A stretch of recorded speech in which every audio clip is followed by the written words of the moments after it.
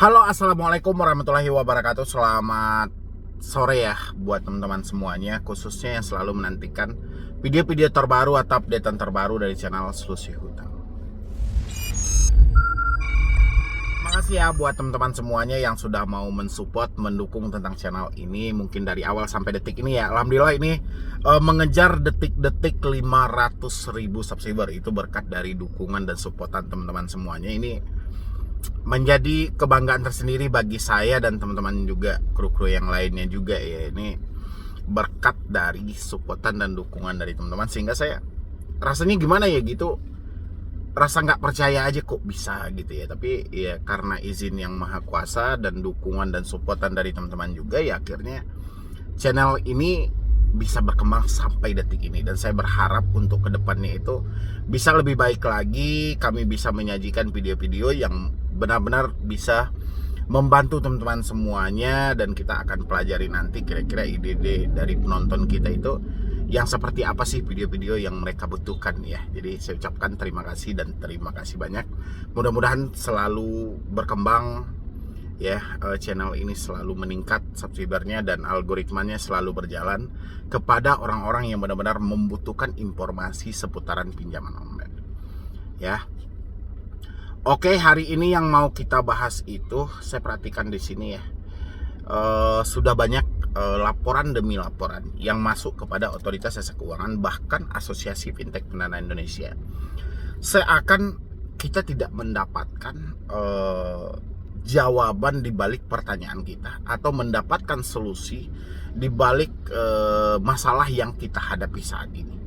Ya, makanya hari ini saya bikin judulnya itu OJK nggak ngurusin pinjol, OJK hanya ngeluarin izin pinjol. Tapi kita juga akan membahas nanti beberapa email yang masuk. Kita ambil 1 atau 2 email aja untuk kita jadikan bahan perbandingan. Bagaimana juga seharusnya teman-teman itu bersikap ketika gagal bayar menjelang detik-detik akhir tahun. Karena ini udah bulan 11, di pertengahan bulan juga ya, di pertengahan bulan juga. Dan 1,5 bulan lagi kita akan pergantian tahun, dan pastinya dari pihak pinjol itu akan ngejar target kayak mana target ini bisa tercapai ya. Dan kita juga nanti memberikan edukasi buat teman-teman semuanya. Dan yang mau bergabung di grup WhatsApp silahkan, nggak usah ragu, nggak usah takut juga. Anda itu terkadang juga bingung juga ya, bang berbayar bang ini segala macam. Iya memang berbayar, bayarnya juga nggak seberapa ya, nggak sebanyak memperpanjang pinjol gitu loh. Kenapa? Karena kalau kita buka link ini secara terbuka untuk grup WhatsApp, kemungkinan debt collector, joki pinjol pasti akan masuk, sehingga Anda yang membutuhkan solusi, bukan solusi yang didapat, malah terjebak lagi gitu loh. Ya sedangkan sudah berbayar kayak gini aja itu masih banyak itu joki, penipu segala macam masuk juga ke dalam itu gitu loh. Ya silahkan yang mau bergabung tinggal klik tombol gabung yang ada di bawah nama channel. Yang belum mensupport silahkan disupport dulu.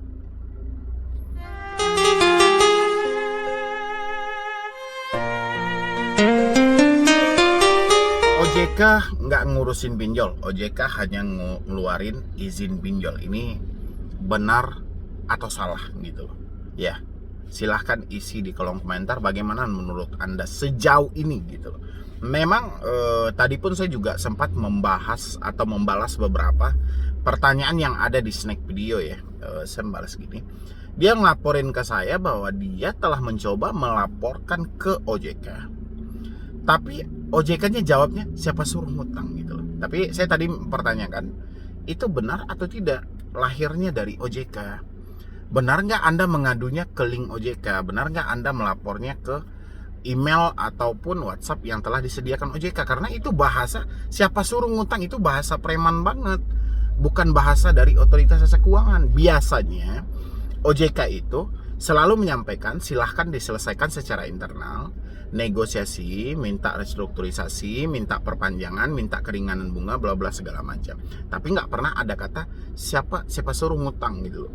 Ya, Anda kalau nggak percaya silahkan masuk ke snack video saya. Tadi ada yang bertanya itu. Saya pengen lah buktinya. Anda ngirim ke email mana sih? Iya, kayak apa sih jawabannya? Saya pengen tahu. Nggak mungkin dong OJK via telepon kan. Udah pasti itu via WhatsApp atau via email. Ya udah pasti dong. Yang jelas pesannya tertulis. Saya pengen dong buktinya gitu. Karena nggak nyangka juga kalau memang iya benar OJK ngomongin kayak gitu. Ya berarti isinya orang pasar semua gitu loh. Tapi rasa saya agak kuat insting saya itu nggak terjadi gitu ya. Biasanya selesaikan secara internal itu memang banyak ya. OJK tidak mengurusin pinjol, memang benar gitu. Terkadang keluhan kita tentang gagal bayar, tentang penagihan debt collector, tentang ketidaksesuaian dari bunga yang diterapkan oleh pinjol gitu loh. Terkadang kita mau melaporkan hal ini sulit. Kalaupun ditanggapi, saat ini saya perhatikan OJK selalu melempar ke Asosiasi Fintech Pendana Indonesia. Sementara AFPI ya, begitu rumit jalur-jalur yang mereka pertanyakan kepada si debiturnya gitu loh. Dia minta bukti yang valid lah. Setelah bukti yang valid, malah nanti dia akan bertanya itu sama aplikasinya, dan aplikasi akan menepis secara langsung gitu. Harusnya dengan beberapa bukti yang telah dilengkapi oleh si debitur, itu kan tinggal ditindaklanjuti sesuai dengan 3 larangan yang tidak boleh dilakukan oleh debt collector, misalnya menagih dengan pola ancaman, menagih dengan mempermalukan, menagih dengan konsep memberikan tekanan fisik maupun verbal. Selama ini kan itu masih berjalan ya. Makanya saya bilangin OJK dari dulu menganggap permasalahan pinjol ini masalah ece-ece aja gitu loh, masalah yang kecil gitu loh.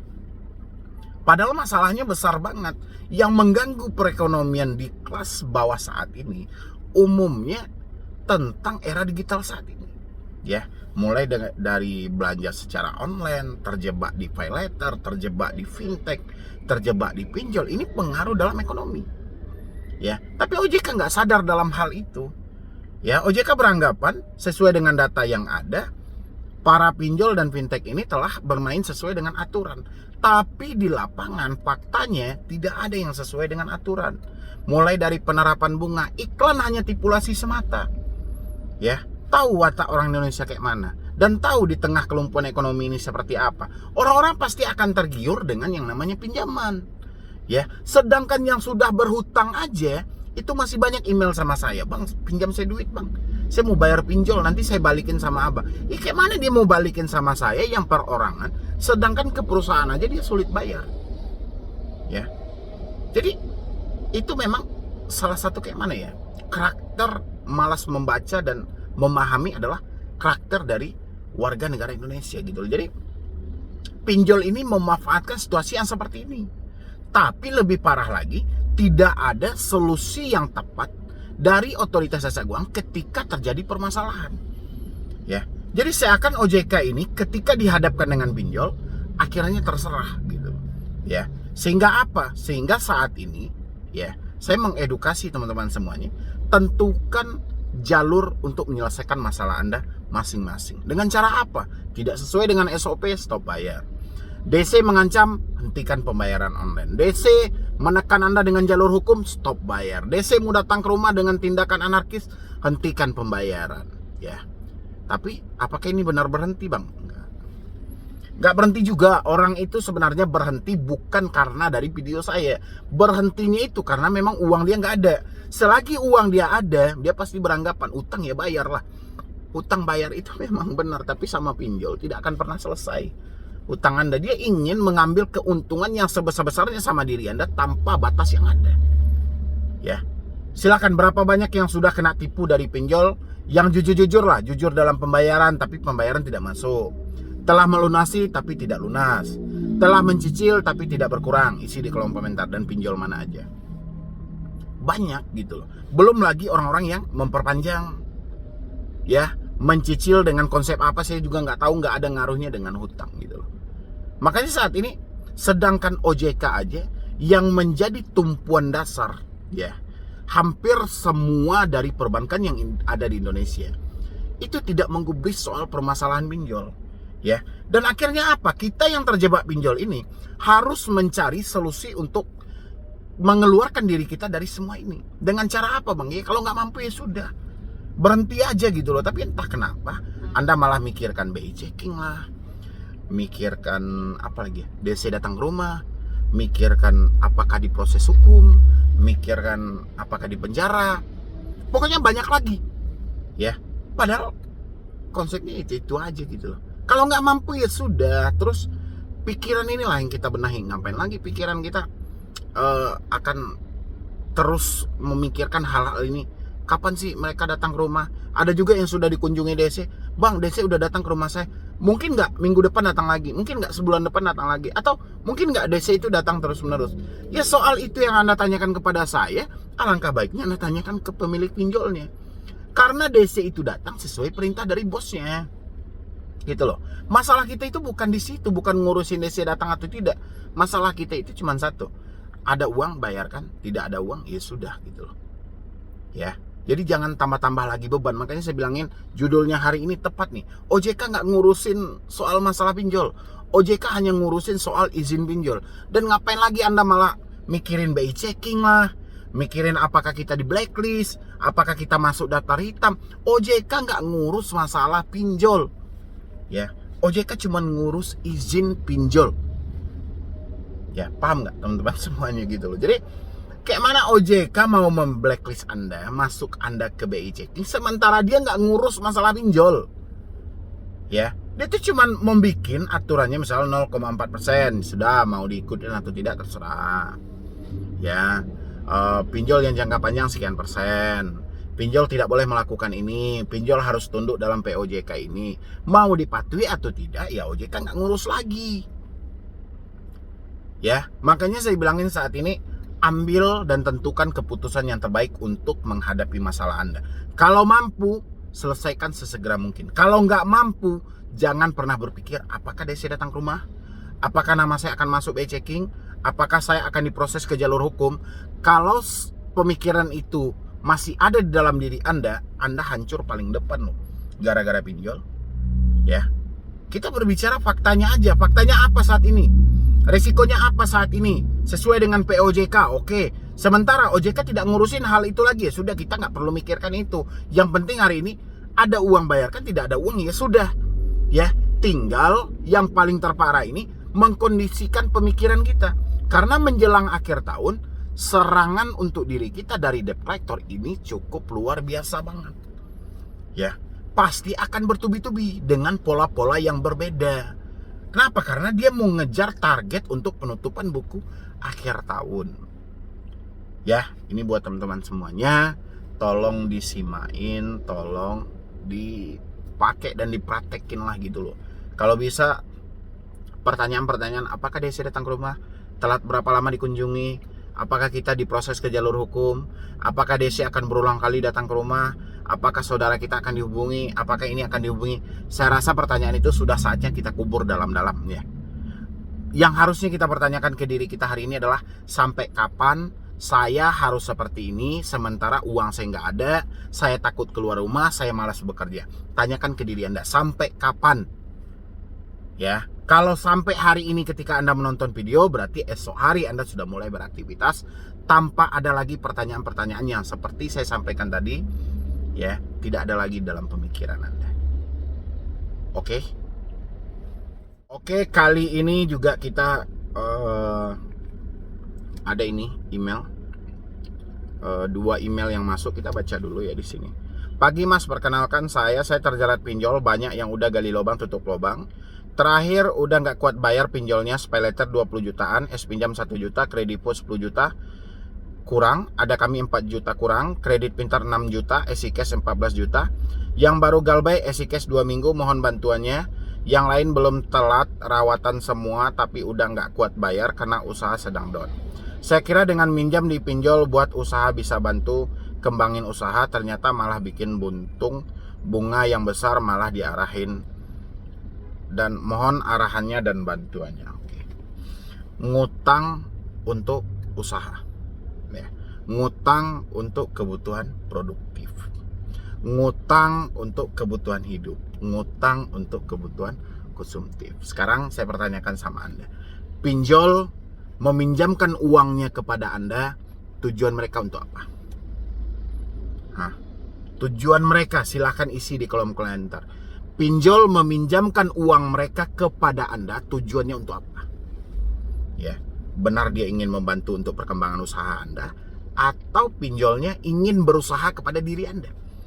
Ya, coba Anda jawab di kolom komentar. Pinjol meminjamkan uang kepada diri Anda, gunanya untuk apa? Ya, Pinjol membentuk aplikasi berupa pinjaman online dinamakan dengan era digital yang bisa kita download bebas di Play Store. Tujuannya buat apa? Tujuannya dulu, gitu loh. Isi di kolom komentar, ya. Karena ini banyak penyesalan di akhir ya. Ini kita juga mau mengedukasi untuk yang baru-baru juga. Ya. Pinjol, ya. Makanya ada aplikasi digital yang di dalamnya kita bisa akses ajukan pinjaman, kita download dari Play Store. Tujuan pengembang itu membuat aplikasi seperti itu adalah untuk usaha mereka. Ya, untuk usaha mereka. Jadi dengan Anda meminjam uang mereka, berarti usaha mereka laris manis, laku. Dan sekarang Anda meminjam juga kepada mereka untuk usaha Anda.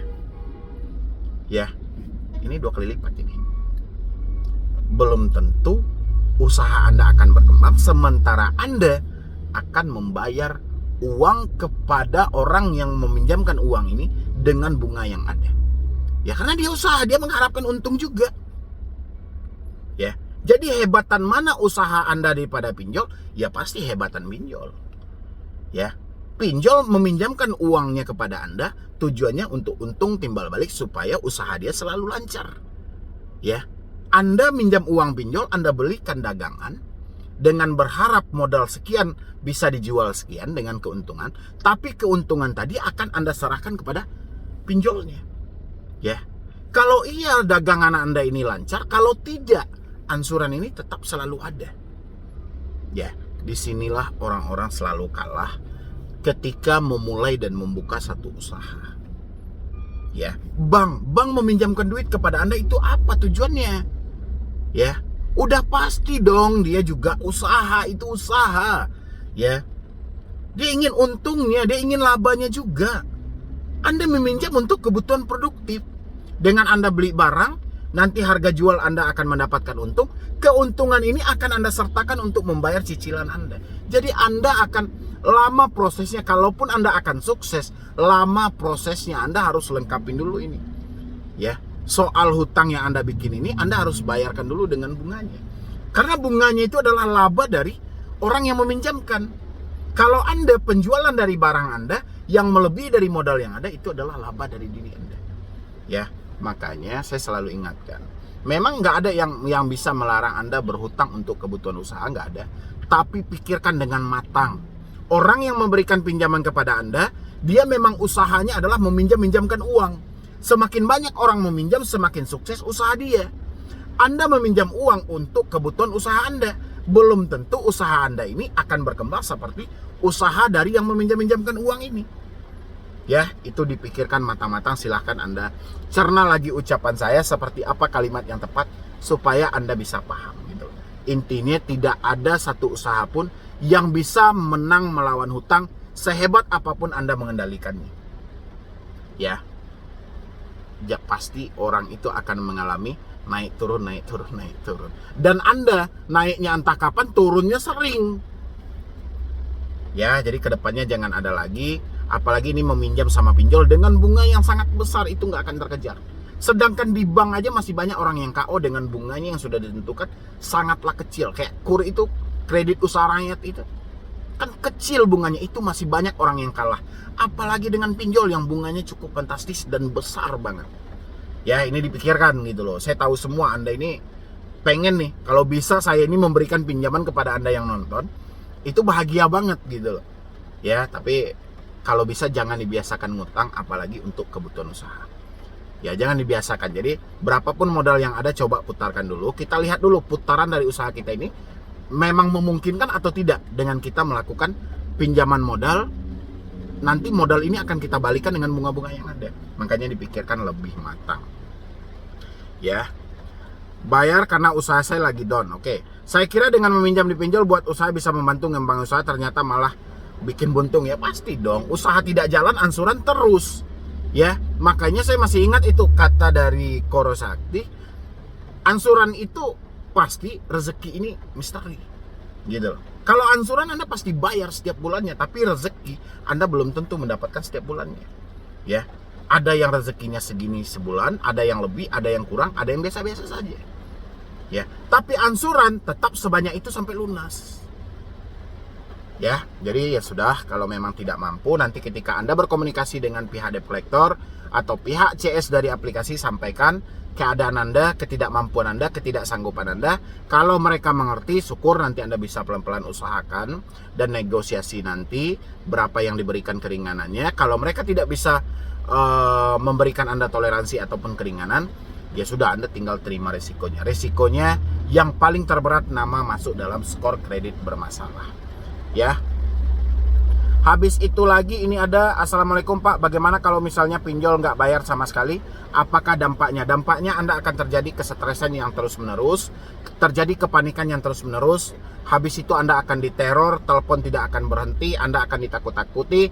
Yang paling kejam adalah Anda memikirkan sesuatu yang tidak ada, tapi Anda yang ketakutan. Itu yang paling kejam. Biasanya saya menyebutnya dengan drama yang ada di pikiran Anda. Ya, jadi kalau risikonya yang fatal itu memang semuanya lahir dari pemikiran Anda. Kalau risiko yang disebutkan oleh OJK sesuai dengan POJK itu adalah skor kredit bermasalah, lewat dari 90 hari harus dihentikan penagihan dan data wajib diserahkan. Tapi kenyataan di lapangan, lewat dari 90 hari tetap ditagih, data tidak diserahkan. Ya, mungkin dari saya cuman itu aja. Mudah-mudahan ini bisa membantu teman-teman semuanya. Kalau bisa ulang-ulang nonton video ini supaya Anda benar-benar paham. Karena kalau 1 kali atau 2 kali Anda tonton video ini, Anda tidak akan paham. Karena apa? Karena pemikiran Anda masih panik. Tapi coba jeda-jeda buat nontonnya, tapi tontonnya sampai habis gitu ya. Dan sisanya boleh bergabung di dalam grup WhatsApp. Nanti kita bisa berdiskusi dan konsultasi lebih detail lagi. Ya, jadi sekian dulu dari saya, Medi Broni. WhatsApp.